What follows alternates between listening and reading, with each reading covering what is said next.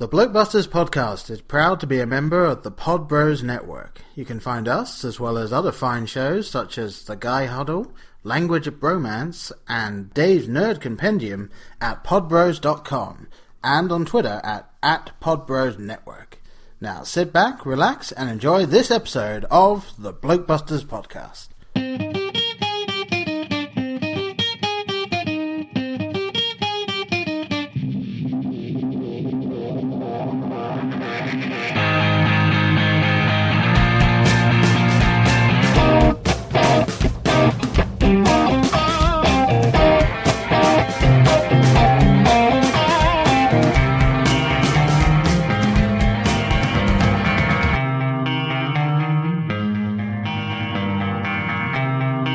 Welcome to episode 51 of the BlokeBusters podcast. I'm Paul. And I'm Brian. Today we will be talking about Terminated Genisys, Genisys. Really doesn't matter how you want to say it. I'm just going to stick with Genisys just for convenience sake. But first, just homekeeping stuff out of the way. Do follow us on Twitter at BlokeBusters.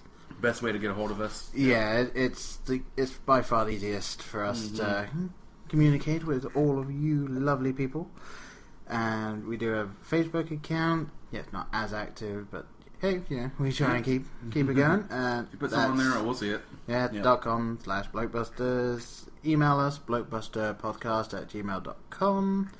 And we have a website, which is blokebusters.webs.com. Again, that one's not updated as much as we'd like, but whatever. We have a website. It is there. Multiple ways to air your grievances or your love. Either way. Yeah. Okay. So, what are the nuts and bolts of this film? Nuts and bolts. The director is a guy called Alan Taylor. Don't recognise the name, but there we go. That is who directed this. A budget of $155 million. And as of July 11th, which is 10 days after it came out, I believe, $174.5 million. And what was the budget? Well, it has made $150. Just about $20 million over the budget. That is telling.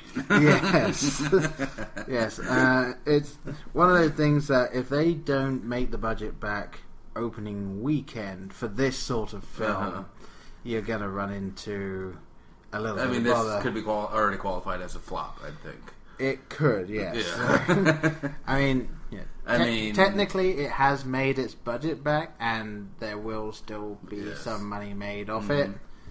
But yeah, that is worldwide. So. But yeah, they're going to make most of their money, I would think, on VOD and Blu-ray. And maybe.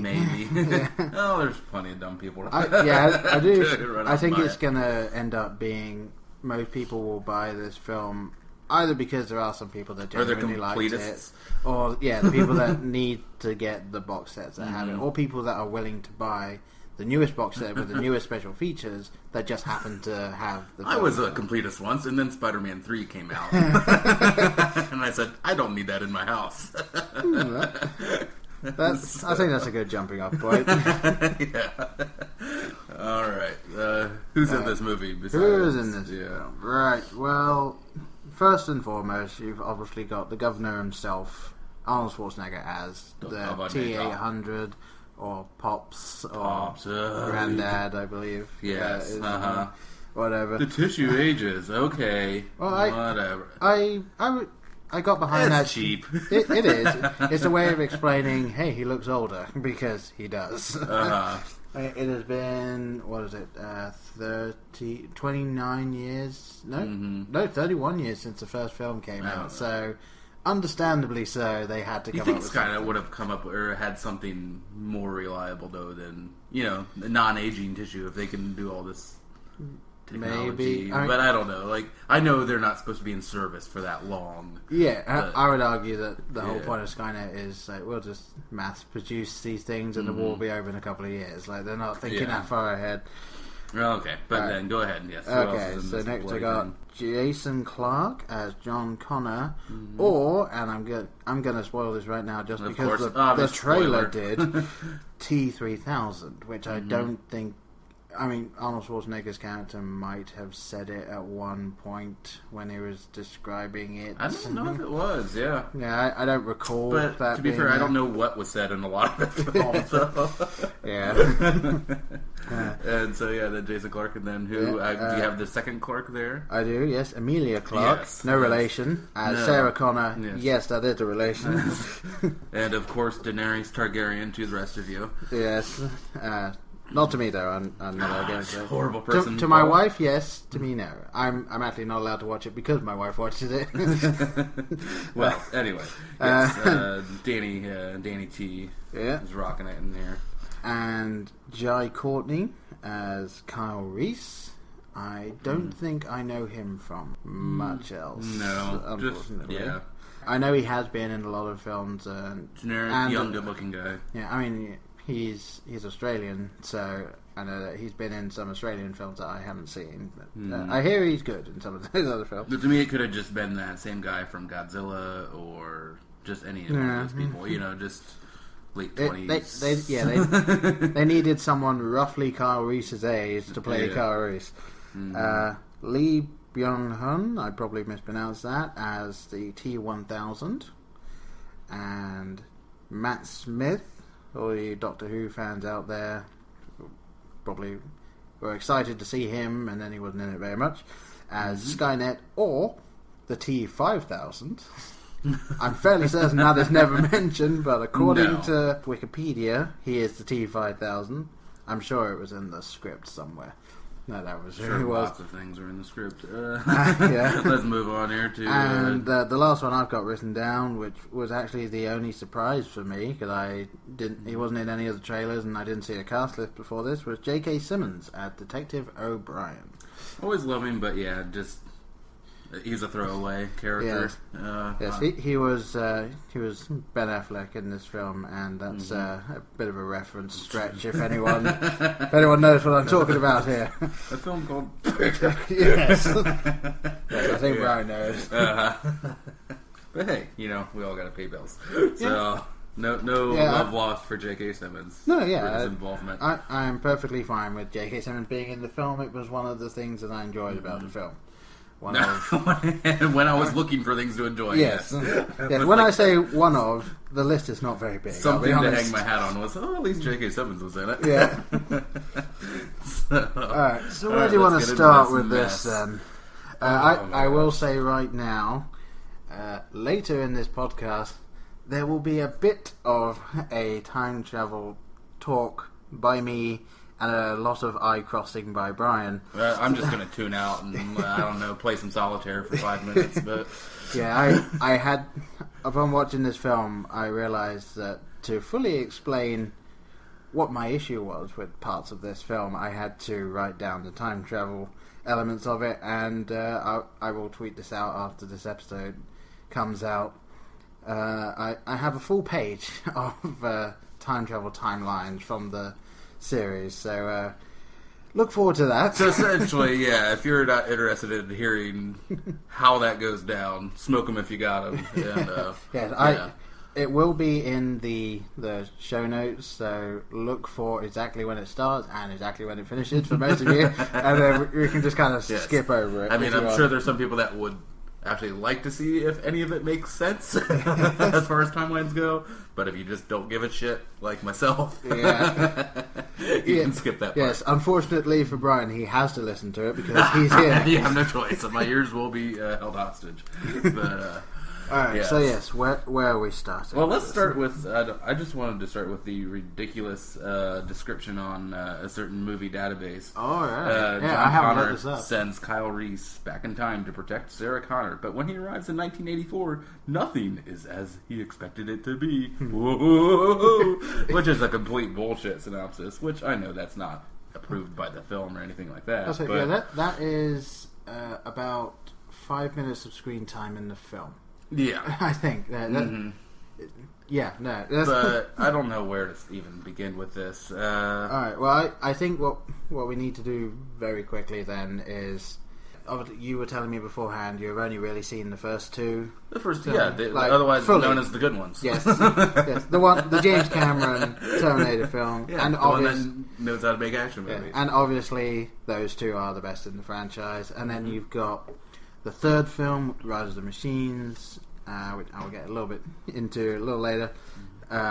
But I'm okay with that one. I'm okay with that one existing. Mm-hmm. The fourth film, which basically was a throwaway one, it's set in the future.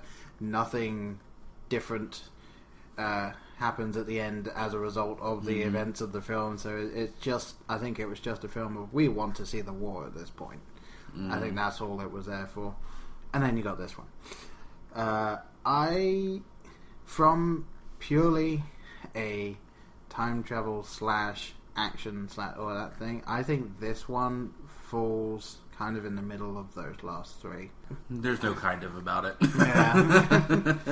There's, yeah. I mean, it's just the action parts of this film were good, but that's because the modern action films are relatively good at building up and making big, showy, actiony things. But the rest of the film was just kind of throwaway, I think. I just wanted, my starting off point is just, I thought some of the worst dialogue I've heard in a movie in a long time. I mean, if Mordecai had not happened, which we all wished hadn't happened, it would be the worst dialogue in a long, long time. But since Mordecai is in our recent history, it is so bad. I mean, it's a lot of bland. Yeah, and I mean, I don't know. It just seems like I love Emilia Clarke. I think she's awesome, and not just because she's lovely to look at, but I do really love her as that character in Game of Thrones. And I don't know, she just had these really, really, really stupid lines. Like, you know, like, they were a lot of trailer moments. Come with me if you want to live. Yeah. Or like, it would seem like when they were starting to do the conversations that you'll get into where I would go cross-eyed, she would just have a little button at the end of the scene. Well, either way, we got to do this, you know, or well, we should run. Or, you know, it was always like, okay, let's just dumb it down and let's get out of the scene. We need to have something to bring everyone that isn't interested in time travel, which unfortunately at this point probably about 80% of the people that went to see the film. I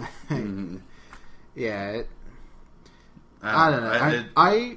The one thing I will say about the dialogue is I think that they nailed the T-800 dialogue stuff, though, like, with the possible exception of, because the T-800, even though it can be programmed to understand human emotion, it's not artificial intelligence itself, therefore it can't actually have the emotions which he does have at the end of the film. Yes, yeah. Like, so, I mean, unless you want to argue and that, he was a bit too talky, I thought, like, in this film. Yes, but if you think about it, he's been around for so long. He's been around Sarah Connor, raising her as kind of a father figure. He's been around society. Therefore, he kind of would have had to assimilate. Then probably just talk more. Like, I don't know. I like my Terminators choosing their words carefully. No, yeah. I can see both sides. Actions speaking louder than words. Not, let's explain this whole thing.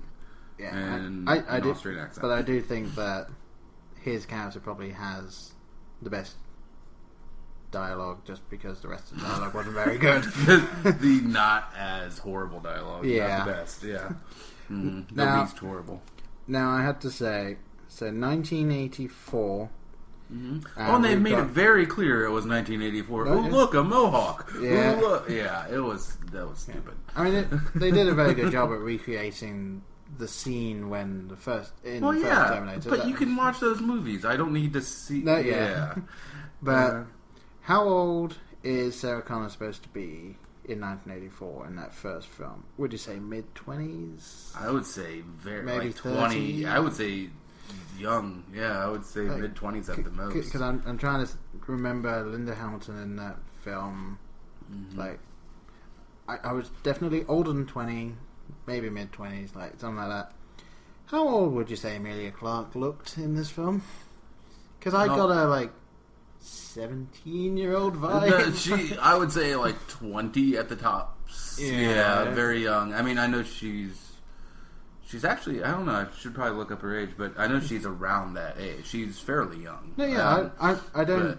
I know that she isn't as young as she looked in the film, and I get the feeling that one of the reasons she probably got the part is that she does kind of look like Linda Hamilton, but yeah, she's actually 28. So okay, there you go. Yeah. As I was watching this film, I just couldn't get my head past she looks like a teenager. They did really make her look very young. Yeah. So I was like, okay, this is supposed to be someone who's the same age as the Terminator, Linda Hamilton. I wasn't buying it. I know we're jumping ahead here, but they did have that weird moment that's like kind of from Star Wars, if you'll get where I'm going with this at all, where she meets really young Kyle Reese. And you're like, okay, you're gonna like screw that kid someday. Now you get the Star Wars reference where like Natalie Portman is hanging out with as a little kid. Yeah. That's going to be Darth Vader, and it is just weird and creepy. Just with a bit more to steal from Doctor Who, with Matt Smith. That's fine. With a bit more wibbly wobbly, timey wimey, additional stuff thrown in there. Yeah, but okay. So I don't know. Back to Pops. I just wanted to talk about. Yeah, I guess we were still talking about Pops a little bit. But all right. Yeah. Go ahead. I just first of all I hate the name. Fair enough. Pops. It's stupid. I don't know. Yeah, too much dialogue. The aging thing kind of bothered me because they could. The young Arnold I thought looked pretty good. Yeah. So it was... why couldn't they keep current? Like, mid or 50s, 40s looking Arnold, not 70-year-old Arnold or 65. Whatever. Well, the stupid thing is that the 2017, if you're like looking at it properly, the 2017 Arnold would probably have been closest to actual Arnold. Yes, yeah. So, like, why not just stick him there, like, as of 1984, and then just have him still look kind of the same. Yeah. And I was really bummed by the "I'll be back" line. I knew it was in the trailer, but I was hoping it'd be one of those trailer moments that doesn't make it in the film. Yeah. Like, oh, they didn't do that, did they? Yeah, they did. I mean, was there anyone that was like, oh, remember when he did that? Oh, yeah. Oh, I see what they did there. Yeah, it's just stupid. Well, speaking of trailer moments. Trailer, yeah. That's all you need to watch is the trailer. For this film. Well, definitely, because they give away what could have been a great, like, for anyone that isn't very good at, like, piecing together little bits and going, aha, that's where they're going. Or, on the other hand, very good at losing themselves in the narrative. Yeah. Could have been a really good mid-film what the fuck moment, but wasn't, because they showed in the second theatrical trailer released for this the spoiler that John Connor is a Terminator as of half an hour into the film. Like, why? I know that the director specifically went to the studio and other people. Apparently, I know he went to at least 2 separate things and just said, like, don't do this. Like, this is the stupidest idea. So he didn't want that show. He did not want it in there. Yeah. And they just went, okay, yeah, we hear you. We're putting it out. We're going to do it anyway because we don't give a shit. Yeah. I couldn't believe that was I mean, I guess people could chalk it up to like a dream sequence or something, but that's a stretch. And maybe, but if your plot of the film hinges around the fact that John Connor turns into a Terminator, why put that in the trailer? Even if you're going to sell it as it's one of those, that could be a really, like you said, a really cool, great cinematic moment, and it's ruined, a la like the stadium exploding in the Dark Knight trailer, and like takes all of the air out of that scene then, or sequence, because you know what's going to happen, and. Like, why? Why is Yeah, I'm going to go into my Mordecai stutter here. Why? That's the thing, like, there are so many things where it could have been in the trailer where you see John Connor doing something that is slightly off, but doesn't say Terminator. So, and then it could be, okay, that's weird. And then you see the film. Starts acting oddly here. Yeah. Because there are multiple points in the film where, like, he's in it and he's doing something odd, but it's not Terminator odd. It's just odd. So, like, you could have him do that. Yeah. Also, redeeming things. I thought that actor played it well. Yeah. I mean, he looked cool. I like the scars and stuff. Like, he was well put together. Yeah, I thought he was a good John Connor because, like, he is that battle-worn John Connor. I mean, I know that Christian Bale in the fourth one is supposed to be kind of battle-worn John Connor, but this is getting towards the end of the war, John Connor. I mean, the benchmark wasn't too high. He had to top Edward Furlong. But Edward Furlong, Nick Nolte, and Christian Bale. Yeah. I was saying Ed Furlong as the second, as the previous best John Connor. I would argue that Nick Nolte. Nick Nolte? Okay. Not having seen the film, I can't corroborate. I did find that in the second film, like, the second film's great, but I did find the kid kind of annoying. Like, super annoying. To be fair, he is a 10-year-old kid, but like, did they have to max out the annoying factor? Yeah. Speaking of, let's get back to this film. Yeah. Oh, where should we go from here? Said the scriptwriter. I think I'm going to have to get into the timeline. The timeline wibbly wobbly. Okay. All right. So wake me up when it's over. Yeah. Alright, so here we go. I have the page in front of me.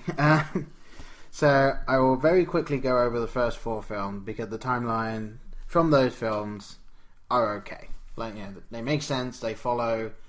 They're not too muddled. Yeah. No, they follow rules of time travel that anyone that follows time travel stuff will go, okay, yeah, I can see that. And the rules that they establish. Yes, exactly. Within the film. Yeah. So it's not necessarily the Back to the Future one where if you change the past you start disappearing, and it's definitely not that in this film.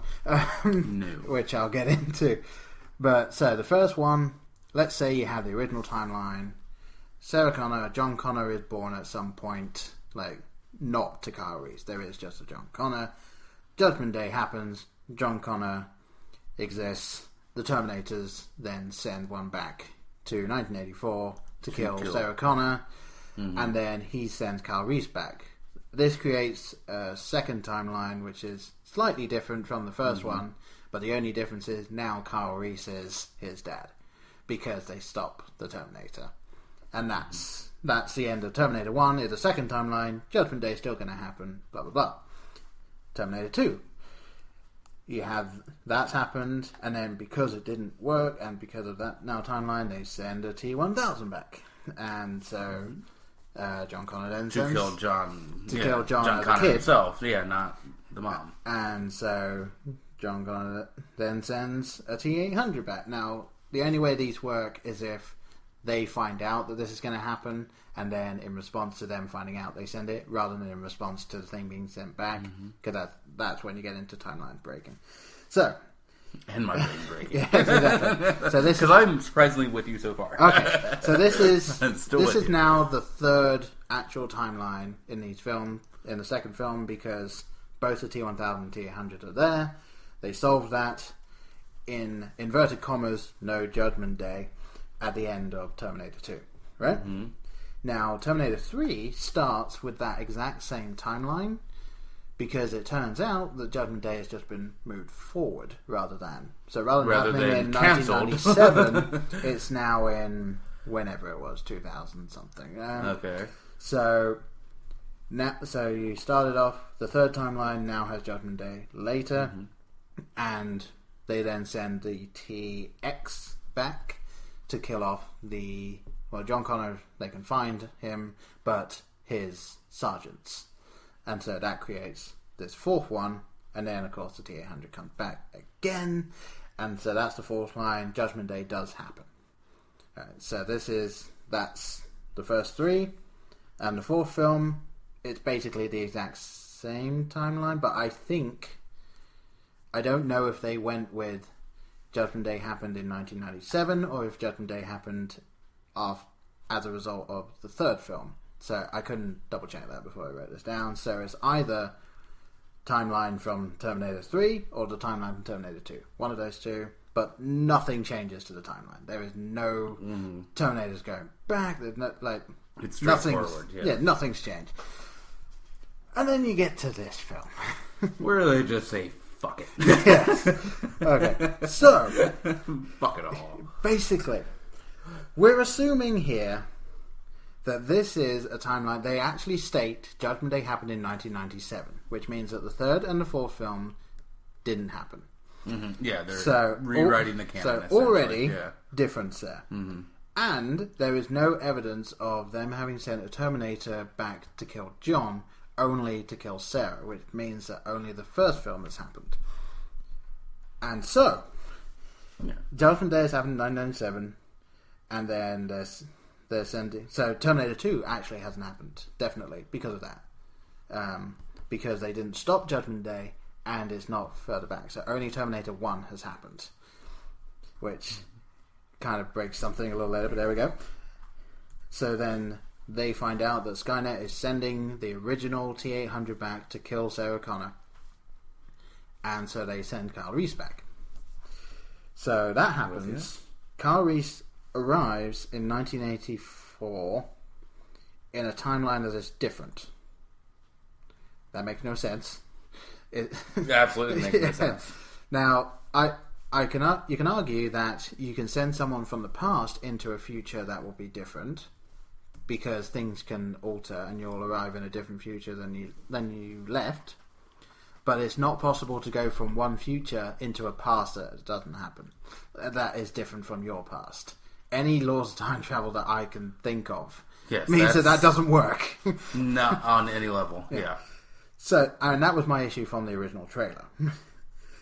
And you then find out that at some point, at some other future, they sent back a T-800 to save 9-year-old Sarah Connor because Skynet sent a Terminator to kill 9-year-old Sarah Connor. And then, so that happened at some point. I kind of think that would have been more interesting than this film. Just maybe use that and then set up this film. I don't know. And so so you had timeline 5, which this one started on, which is different to the other timelines, and then go to timeline 6, which the person from timeline 5 ended up in. They then, at some point, after killing the T-1000, which Skynet sent back to kill Kyle Reese, but sent him back to earlier, which I can kind of get behind because John Connor was kind of captured. They know when they're sending him to send him back. Well, so that's fine. And remember, John Connor has been caught in timeline 5. That's important. And if you say so. And that's when he's turned into a Terminator in timeline 5. They're in timeline 6 now, where Kyle Reese is back. It's kind of the original one, but it's changed because there's now a Terminator protecting Sarah Connor already. They then jump in time to 2017. I have no idea why 2017 is now Judgment Day. There is no reason given. There's no reason why the people that created Skynet in 1997 in the original timeline wouldn't have created Skynet in 1997 because there's nothing they've done to stop that. Yeah, why wait another 20 years? And for whatever reason, Kyle Reese is able to picture when he's going back in time to a separate timeline, get a memory of something that happened in a separate timeline because he was caught in the stream somehow. Wibbly wobbly, timey wimey. Yes. So they then go into 2017. If you're following any rules of time travel whatsoever now, John Connor doesn't exist, and they have just turned up in 2017. So Sarah Connor disappeared and now reappeared. John Connor was never born in whatever year, 1985 I guess it was, they were born. So, yeah, John Connor doesn't exist. This is now timeline 7, and it is timeline 7 that the John Connor Terminator from timeline 5 has been sent to, somehow. Which means that Kyle Reese was sent to timeline 6, John Connor was sent to Timeline 7 in a timeline when John Connor doesn't exist. Which means that he couldn't have sent Kyle Reese back. I knew this is where you're... No. I'm tagging out. So yeah, and this was my biggest issue with this film, is that they took any laws of time travel that would make any logical sense whatsoever, and I know that using the words time travel and logical don't necessarily... For something that theoretically does not exist yet. Yeah. Yeah. Mm-hmm. And yet you have to say no. You have to say theoretically there. Or do we know? Yeah. But this is just... The filmmakers wanted these characters together to do this thing, and I find it incredibly difficult that someone didn't come to them and just say, you do know this doesn't work, right? That you have someone from one timeline going to a separate timeline, someone from that first timeline going to a third timeline, that these people then jump into. They create that timeline by going forward in time, which you didn't know was going to happen. And to that they said, "Oh no, I've gone cross-eyed." I suggest you don't worry about this sort of thing and just enjoy yourself. That goes for you all, too. Yes. no one's actually going to sit down and figure this out. And Paul said, au contraire. Yeah. Challenge accepted, sir. You have been caught. Yeah. Yeah, and I think that's generally what they thought, though. Nah, no one's going to give a shit. Yeah, like, no... Yeah, the general public is not going to do this. Well, I'm not the general public. No. I'm someone that enjoys time travel film and enjoys thinking about time travel and following and loves stuff. when it all kind of works together. Yeah, like if you're following some sort of logic to your film that your previous films have followed, and I'm even giving them the option of alternate timelines being created and that solving. I'm fine with that. Yeah. But this is cross-timeline time traveling. Multiple cross-timeline time traveling. See, I know it's not a time travel film, but I'm fine with them kind of destroying or ignoring canon to a point where my comparison... my comparison is Jurassic World, where they essentially ignored the sequels and just reset it to right after one. I'm fine with that. But don't try to acknowledge all of the other films and then destroy the canon. Yeah. On top of that. Yeah, I was in the film watching this happen, just going, no, what are you doing? Yeah, just make it right after T2 or something. Start the script there. And ignore 3 and 4. Yeah, I mean, there's this thing of, I loved their idea of Skynet coming about because everyone now wants their technology connected. Like, everyone's on their phone doing stuff. Everyone's at Which can we say Genisys is just the cloud? They made it sound like this amazing thing. It already exists. It's called the cloud. Yeah, granted, it's a multi-platform cloud, which there's not too much of that. No, the you whole have point, to have the this devices would be everything. everything. Yes. Which I do... my issue there as well is you can create software that becomes a multi-platform cloud, but all of those platforms need to be built for that to be possible. There needs to be stuff in that technology that will allow cross-platform stuff. So they were selling this as, well, this is going online, but they didn't mention anything about, well, we've been working with these manufacturers for years. Yeah, well, you need to have a patch for your car. You need to have a patch for your house. All this will stuff. Exist, but you need to install software points to or something. So you have this technology which, at this point, we're like, well, this could happen, but then they don't go into at all how it happened in a timeline which the people coming into the timeline shouldn't exist properly, or Paul's going cross-eyed. Yeah, and this was the point where the reason I'm going cross-eyed is I was trying to realise, like, how could someone have written this and not known this wouldn't work? Like, someone that is writing a sci-fi film involving time travel, who has clearly never actually either watched or clearly read. Never time traveled. That's what you meant to say. Never watched or read a time travel film or book. It's kind of like, I'm fairly certain I read somewhere that the person that wrote the Twilight books has never read or watched a vampire film or book before before making it. And it's like, I think it's the same situation the subject here. matter? Yeah. Yeah, I mean, these are people that have seen the original Terminators. James Cameron has come out and specifically said that he basically endorses this film because he liked the nods to the first two films. It actually complements them, and he didn't like the third and fourth film, so he kind of sees this as a rebooting that ignores them. However, it also ignores the second film, and I don't get it. Like this.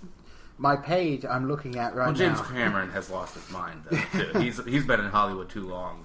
And, yeah, he made Avatar. And the sequel now. But, I mean, like, I'm showing this to Brian. There's arrows going from multiple lines. I'm pretty much looking at Stephen Hawking's, like, sketch pad here. If he could have a sketch pad. Yes. With eye clicks. But... Yes, a pre-1960s Stephen Hawking sketch. Yeah, so sorry for everyone that's just listened to kind of babbling there, but that's what this film was. It's a perfect example of the film itself. Just trying to explain the timelines. It's trying to explain the film. Yeah, I mean, and yeah, to just double check with what I've just said, in the first four films, as a result of the first four films, there are 4 separate timelines. This film has 3 by itself. Adds 3, yeah. Yeah, so almost doubling the number of timelines within a single film, and also ignoring any form of time travel rules that I can think of. Like, that's why this film doesn't work. And I'm not even going to go into... Just my number one gripe with time travel films is that there are no real consequences, but because you can always redo it. You can always go back in time and do it again. Assuming you follow a specific set of rules. Yes. Obviously you had the Back to the Future rules, which kind of make the most sense. And if you survive that current timeline. That time will undo itself if you change if you change something so you no longer exist, you will no longer exist. And obviously it then gave you the wiggle room of, well, it's taking a while. But you can travel to a alternate timeline past that you weren't even involved in. But oh my god. And I mean, like, Back to the Future 3 does it perfectly. When they go back all the way, they change the name of the ravine, they change someone's life, and they go back. Marty, having been there and not actually lived through the timeline, he still knows that it's Clayton Ravine, but you go back and you see it's actually now Eastwood Ravine, and like the little changes like that is how it should work. Assuming that you're allowing this one person to have travelled and now he's in an alternate one and he hasn't changed. So that's fine. That's great. That's not how this works. Not at all. And on top of that, it then also defies the laws of physics a couple of times. Number one, they're driving a bus. And you see it in the trailer. They're driving a bus. The Terminator lands on his bike on the bus and then causes the bus to flip, right? So you see the bus flip and front down, back comes up. It's going kind of like a pencil or a domino, just topping over and over. It then cuts to it on its side rolling, and I'm not joking. In one shot, it is flipping over like that. In the very next shot of the same bus, it is on its side rolling. Okay. Yep. Sure, why not? and then you have the point where all of the characters should have died.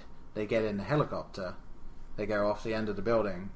They're going down, and then 50 feet from crashing, they do a swing, and off they go. Like, no. Even if you got that helicopter at the right angle to then be able to go up, you wouldn't have enough force to stop yourself to slam. Oh yeah, helicopters don't work like that. Yeah, I'm like, bullshit. Yeah, well, I said that about 4,000 times in the movie, but it's not a jet. This is the stuff that was occurring to me as I'm watching the film. Yeah, not even after you had time to think about it. I am not in this film. No. It does not draw me in. The time travel that they did pulled me so out of this film. And then the acting, like, there were good actors in this film.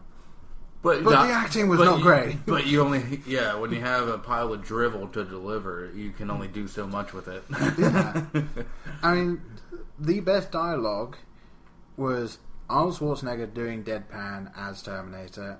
And Sadly, also, yes. And also Matt Smith as Skynet later, because he's just giving exposition, basically. Mm. Like, and just, I need to establish that I am evil AI. Like, you know, fine, I guess. Yeah, J.K. Simmons was wasted. Amelia Clark was wasted. That Jai Courtney, which he didn't really bring much. So sadly, the guy that shouldn't be talking was the best dialogue of the film. Yeah, so there's really not much to save about this film. I mean, I will argue that the action beats were good, but that's just because... That was where I was just about to go. Is the only saving grace I could find was that nods to the special effects team. I thought they did a marvelous job. There were some really great pieces of just like the what was it, the T-1000 or whatever, just like the layers of him being pulled apart. Yeah. And there's some really, really, really cool special effects shots. But that's the only thing I could think of that I really liked. And that's kind of sad that the best part about this film is the CG. Yes. That's normally not the best part of the film. It should accompany it and help it, but it shouldn't be the main reason. Yeah. Or the only reason that you can find to like it. Also, I generally wanted to go just not specifically this film, but it's an alarming trend, I think, of R-rated movies or franchises being rebooted as PG-13. Yeah. It is never a good idea. It does not work. The first two were both rated R. I don't know as far as the last two were, but they were darker and grittier. And I can tell you that the third film in the UK was rated 15, which R would be 18 in the UK, so it was toned down a bit. Yeah, but the fourth film, I think, again, was either a 15 or a 12A, so that one again going But down. I just hate that. I mean, you've established kind of a feel and a world, and then you're dumbing it down. And you're making it... Just because you just want... That's all it is a money grab to get younger audience members in there. Well, that, but also the question is how far to come, because, you know, violence now has to be incredibly violent to get a higher rating. And also there's a distinction that most of the violence in this happens to technology. Happen to the Terminator, not to humans. I mean, obviously there's a point in the... But there's other ways to get, R ratings. Yeah, exactly. I mean, they could have had... Sex, language, violence. Something that might have interested the watcher, you know. Something to pull you in, But I just, they did it with RoboCop, Jurassic World. It was just, I was actually okay with Jurassic World having the rating it was, because the film itself was very family oriented and aimed at that. I was fine. I know, but that body count needed to have an arm hanging out of a dinosaur's mouth at some point. Well, that's the thing.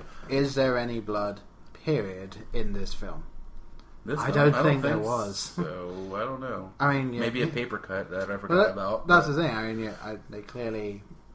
I think someone has a limp at one point. Limp and some bruises. Yeah, there might be a scrape, but there's no, and there's no real blood on screen in this film. It's even when people are dying in the future before they send Kyle Reese back.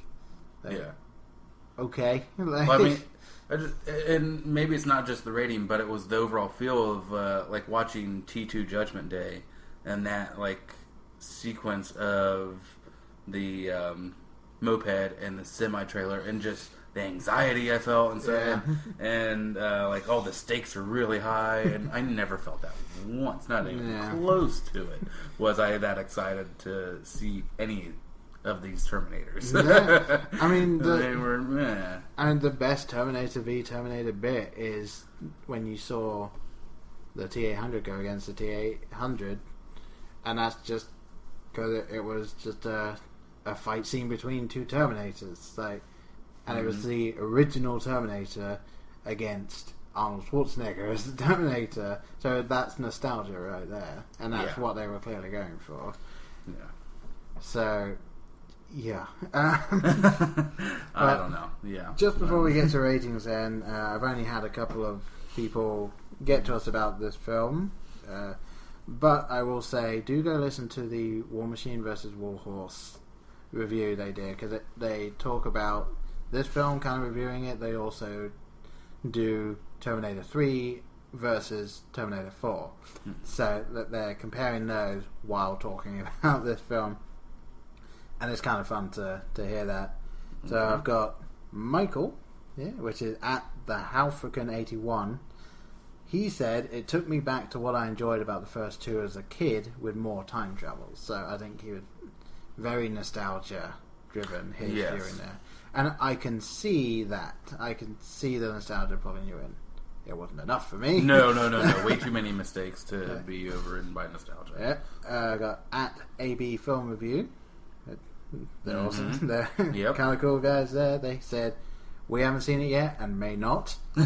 But as the Aussies, we would like to apologise for Jai Courtney. Jason Clarke hopefully makes up for him. Jason Clarke was one of the more enjoyable bits in the film, but no. No. I mean, I enjoyed seeing that John Connor, but I refer you back to my time travel. Yes. Ranting. And then at Hillbilly Nerd 1 simply says, Ted 2 was awesome. Fair point. Okay. Just distract. Yes. So okay. Thank you for that. That was in response to Terminator. Yes. Okay. All right. That was in response to, what did you feel about Terminator Genisys? Ted 2 was awesome. All right. Well, I have not seen that one yet, but I'm sure it's better. So bottom line, I think from beginning to end, the issues originated and ended with the script. With the script, and just like, I understand maybe not fully grasping time travel, but just breaking every single law. Like, no, that actually takes some planning. Yeah, you had to intentionally fuck that up. You had to not care about time travel to mess it up this badly. And this is from people that supposedly really like the first two films. Supposedly. Yeah. Oh, yeah. Okay. Okay. Alright. Ready? Try and just get the ratings and get this over with, shall we? Yes, please. Just like I was waiting for the film to be over.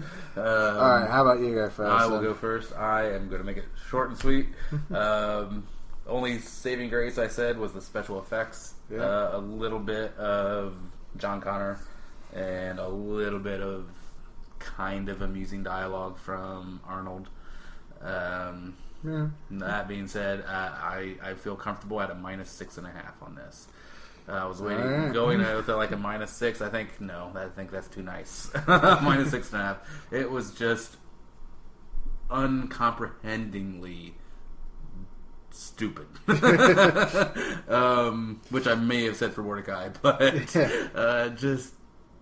you said, just flies in the face of anything you try to establish as time travel rules. Yeah. And just, they made the film do whatever they wanted it to do for the narrative, weak as it was. Oh, yeah. And the only good Genesis I will end with is Sega Genesis. Over to you, Paul. Nicely done there. I'll go with that. Alright. This is going to be a first. Uh-oh. Wait, you're going to do the two ratings bullshit again. Commit to a rating. No. This is going to be the first time my review will be lower than yours. Wow. Yeah. Wow. I'm giving this a -8. Whoa, alright. The Nicely done. Yeah. amount of just ripping apart of any logic, both the laws of physics and any laws of time travel, and the amount of blandness from most of the people in this film. And I cannot rip into these people as actors or actresses, depending on what good as the material you're given. That's the thing. I know for a fact that Emilia Clarke is a good actress. She is fantastic in Game of Thrones, from all accounts. Obviously, I cannot say from my own. We know J.K. Simmons has a gold statuette. I mean, Arnold Schwarzenegger as the Terminator can be fantastic. He is fantastic as the Terminator in the previous first two. And I know Jai Courtney can be great. I know that Jason Clarke I enjoyed actually in this film. For what he had, he was good. Matt Smith I know can be fantastic. And this is what happened. I mean, as you were saying, the CG was good most of the time, and gave us some stuff that they wouldn't have been able to do 10 years ago. I just kind of wish they hadn't done this. It was wasted, yeah. Yeah, I cannot fault the CG. I cannot fault... Actually, no, that's it. Yeah, that's the list. I technically can't fault the actors because they were given whatever the script was. Yeah. They clearly were trying to do stuff. There's even points where the relationship between Sarah Connor and Kyle Reese verges on the same relationship from Jurassic World. That just kind of, oh yeah, we're supposed to be together clearly, but there must be some conflict here. Yeah. Oh no. Oh, wait, we're together. You're going to die. That's what I don't want to tell you. You're going to die. I wish I had. And I didn't even get into this, but the please. T-800, the power is gone at the end. He goes into that metal gloop thing. The entire base is destroyed. How did he turn back on? How? There's no reason to think about it, Paul. I know from that and from the button in the mid-credit scene that they wanted to make more because Skynet is still there. It's just no. Just please stop. Please stop. See it -8, and I feel generous there. Okay, wow, all right. No, yeah, you're right. The first time you've been a little more harsh than me. I do think, real quickly, if you're still listening, you deserve an award. Yeah, well done you. Yes, well done. But I think, Paul, real quickly, just a minute, and we're going to give a recommendation each of a decent time travel film. Yes. Go ahead. Something we haven't done in a while, a Netflix recommendation. I don't know. I don't know if mine's available on Netflix. I don't think yours is as of now. Yeah, but go ahead, Paul. What is yours real quickly here, because we're running. Yes. Mine is Primer. Now, I know that most people will hear that and just go, no, I'm not watching that. Because it is a time travel film that does not at any point dumb down time travel. These people are basically physicists that create a time machine and do what physicists would probably do with a time machine and go back and test this time traveling, and they create so many alternate things, and then you find out at some point there's another machine that gives all this other stuff. But it's fantastic. If you're looking for something, as I was to this film, that palate cleanser, as it were, obeys the laws of physics and time travel, as it is theoretically known to be, and does it well. This is the film you need. This is what time travel is. So there we go. Just go see Primer. Even if you don't understand it, great film. All right, mine. It starts with PR as well. It's Predestination, and not always the biggest Ethan Hawke fan, but I think he nails it in this film. Shoot, I'm going to blank on the girl that's in it. Apologies to her, but it's just so smartly done, and it's very well written. They do a lot with a limited budget on this film because it was a smaller, kind of under the radar film. Same with Primer. And they just create a world that's very believable with these time travel agents, and it's just a beautiful, well done story. I can't recommend it enough. I've seen it a few times, and the time travel makes sense to someone that has me, who we know has a very very limited patience with time travel. Yep.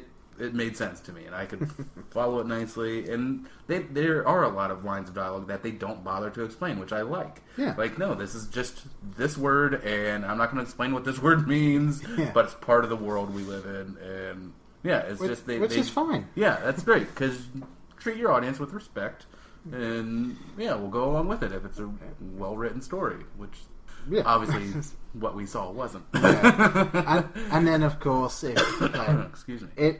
Because you just should. Back to the Future and the first two Terminators. Because, obviously ours maybe are the sort of no dumbing down, but if you do want just the great films that aren't... Just an entertaining film, yeah. Just go see those as well. All right. Anything to get rid of this one. The Austin Powers, even. That follows everything as well. Yes, actually. And that's a spoof comedy film. It's a spy time travel spoof, yes. All right, let's let the people go. Yes, please. Well, I've been Paul. I've been Brian. Don't see this film. No. Bye.